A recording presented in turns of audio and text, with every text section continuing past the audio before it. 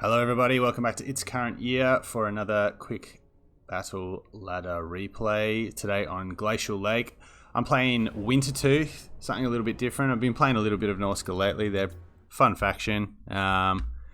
So getting things underway, we'll give it a pause because this gets underway pretty quickly on this small map. For my opponent, who is playing the High Elves, we have the Heralds of the Wind and some Illyrian Reaver archers out the front. Great unit, one of the best units on the High Elven roster. Basically good in every matchup. We have a strong front line of Silver and Guard here, flanked by a couple of Spearmen. We have a Star Dragon up in the air here. And for characters, we have taken a Noble on a horse. Bit of an off-meta pick. You don't see Nobles taken very often, and when you do, you normally see them on chariots, and even then, it's only in probably only a handful of matchup where they're really, really worthwhile. But up on his parrot up here, we have Teclis, who's taken Net, Enfeebling Foe, Regrowth, as well as his naturals, the Potion of Troy, sort of Teclis, Flames of the Phoenix. Probably a candidate for one of the best legendary lords in the game at the moment, right up there with probably Luther Harkon, since he got his update with his new mount. So pretty common pick, and likewise, I have selected my force with that in mind. This sort of themed army is becoming pretty popular. Basically just a really hard to crack front line that holds and holds, some fast movers, and then a big nasty in the Star Dragon. Sometimes you'll even see a Lariel up on her Great Eagle in the sky. So for my forces, we have a front line of Marauder Spearmen. I went for Spearmen instead of regular Marauders because I wanted a little bit more melee defense, and I figured with the enrage mechanic, the longer drawn out fight would inevitably lead to some better combat statistics for my front line, and I probably wanted them to stay in the fight and hold a little bit longer as well. Got some Marauder Berserkers, great for cutting through Spearmen. I figured there might be some Rangers as well. They're even not bad. I know they're anti-infantry specialists, but they're still pretty good at chunking through Illyrian Reavers who don't have great sort of armor values themselves. We've got some Javelins in the back here, good for getting shots into the big, nasty monsters and characters and that kind of thing, or even cavalry if you can get them, a good firing spot. We've got some Warhounds and Armored Skinwolves on each flank. We have a Mammoth here, fantastic. One of probably, I reckon, a candidate for one of the best non-flying monsters in the game. Enormous hit point pool, great damage output. Again, it's an anti-infantry focused monster, particularly with how its animations work. But it is actually good at dueling one-on-one with other large threats. Got a Shaman Sorcerer of Metal here. Mainly took this for the Plague of Rust. I figured we'd see Silver and Guard, and I figured we'd probably see a Star Dragon. So having Plague of Rust to get their armor down. I don't have a ton of armor piercing here in my front line. Skin Wolves and that kind of thing, they are anti-large, but they don't have the best armor piercing values. So get down the armor and get a bit more damage into them is important. Same with the Javelins, good anti-large bonus, but not a great deal of armor piercing.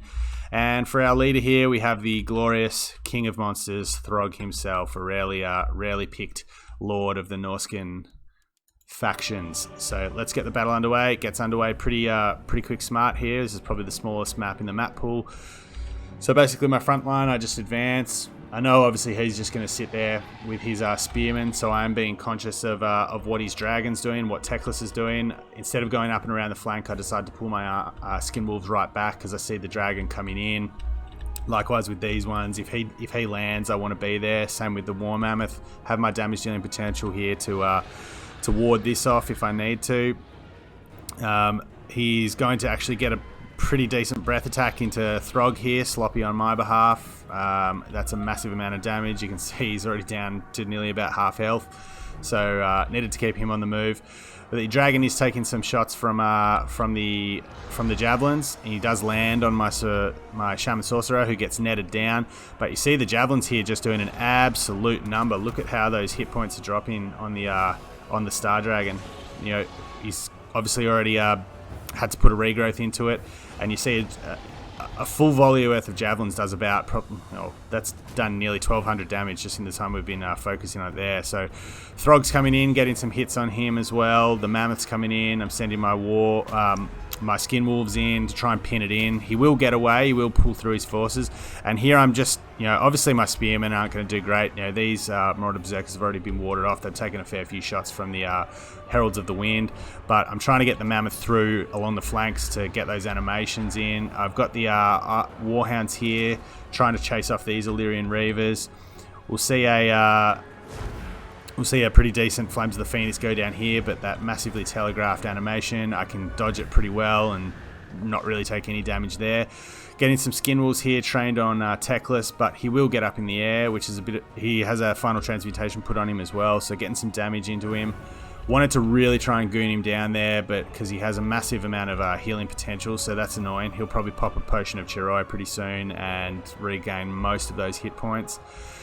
So the front line's going just so for me. These spearmen, that's just with the help of the Skin Wolves, who I only really took that fight because they're armored, and the spearmen aren't going to do much. But they're just going to wail on each other for ages. But it's a good way to get the rage mechanic up. Over here, you see my front line's actually starting to get buffed up with the levels of enrage, and they're actually starting to get some good stat boosts. The spearmen here are chasing off a broken unit of spearmen. They've shattered, so I need to get them back. But the Heralds of the Wind and these Illyrian Reavers are just floating around doing their bit. Throg has unfortunately broken.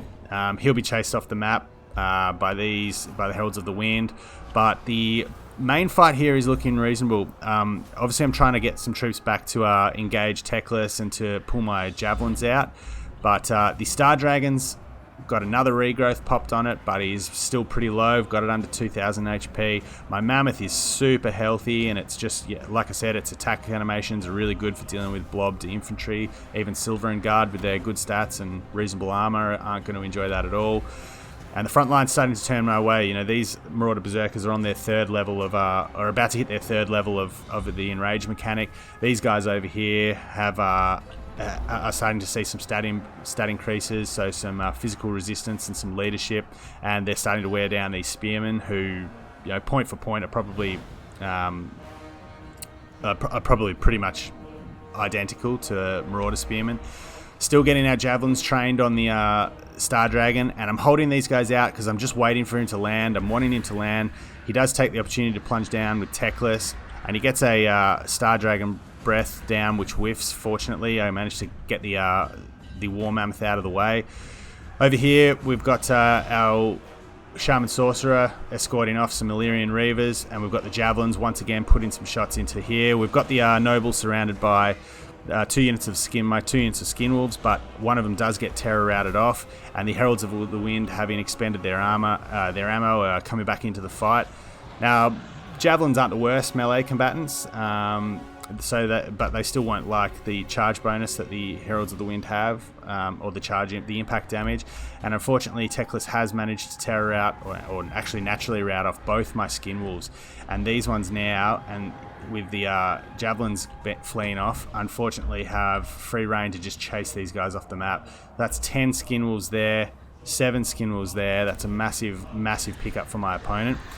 My Mammoth here though is really healthy, and I do still have some Javeliners left. 34 Javelins here with 2 volleys left. Not a lot, but with their anti-large bonus, I can get some good shots into Teclis or the Star Dragon. At this point, I'm fairly sure I've run out of basically all of my remaining Winds of Magic. So the Shaman Sorcerer is not a massive loss, but he will get munched on, and his final hit points taken by this dragon in a sec. But I'm just trying to keep my forces nice and tight. Obviously, my javelin throwers here still have the potential to put some burst damage in. But what I have left is starting to lose their enrage bonuses because they're out of combat. But the one thing I have going for me here is the War Mammoth, and obviously just you see on the tooltip there, you think, oh, he's taken a bit of damage, but it's still got over 8,000 hit points left, which is massive. Compare that to the Star Dragon. He'll probably only take one hit to rout off from the War Mammoth now. So, like I said, I'm just trying to keep this all nice and tight. He's done a good job of chasing off this. Both of those units of Skin Wolves are gone, which is disastrous for me because I actually had some decent unit models left. He's basically just got his 2 heroes and the Star Dragon. He is popping Arcane Conduit, I believe, but I'm hoping at this stage he doesn't have enough for maybe a regrowth, because a regrowth on Teclis here is going to be really bad for me. Even on the Noble, the Noble has decent is a decent combatant and has some anti-large as well, so maybe able to put some damage into the War Mammoth. And at the moment, that's my real trump card. So the Marauder Hunters here with javelins, getting dive bombed by Teclis. They get terror routed off. My Spearmen here are back in combat, and I'm spam clicking here with my War Mammoth to try and get these guys off. I'm just trying to screen the Heralds of the Wind out with the Spearmen. I don't need to oversaturate anything. I do get I was hoping to get a final round of Javelins off, but they break, unfortunately. And I'm thinking at this point, there's still a dragon, as hurt as it is, there's still Teclis.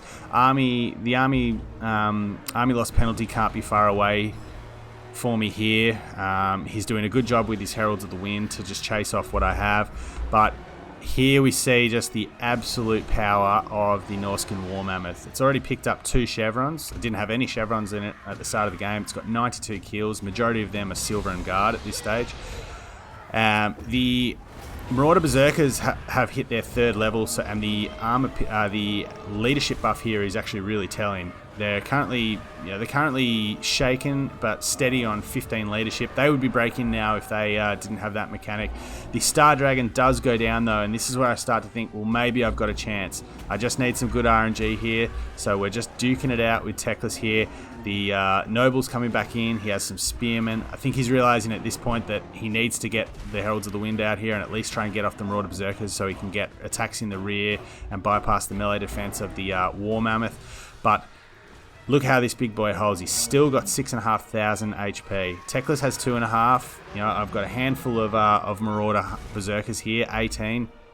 So the Noble is routed off once more. He's on his deathbed. I think he's trying to just ensure that Teclis can sort of babysit him off, but I think at this point he realizes that he's gone. He's not coming back with the amount of damage that he's taken, and showing my rear there to Teclis was probably a bit of a mistake.